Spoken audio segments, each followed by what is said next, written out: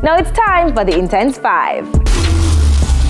Ace producer The Genius had one more dream come true. His song and rhythm are featured in the new Spider-Man film. He posted on IG that it was amazing hearing his voice and rhythm on the big screen. Congrats, Steven! Byron Messiah could be the next big thing in dancehall. His hit single Taliban's has over 23 million views, and Drake started following him on IG. Chris Breezy also posted a video on Instagram with a performance of the single. Byron, we watching you, okay?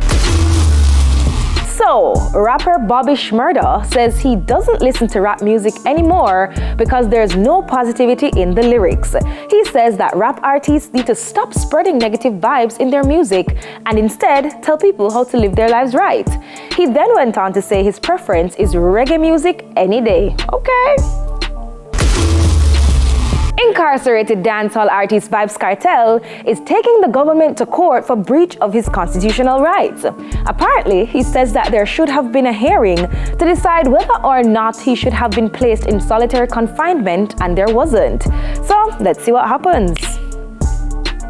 And finally holding the spot this week, the Universe boss Chris Gayle says he's looking to acting, maybe in Bollywood movies. This comes after his success with his latest single, Oh Fatima, which he recorded with Indian singer Arko.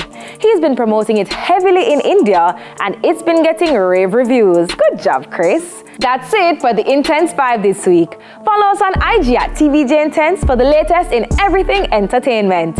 Up next, Papita is making moves in music. We soon forward.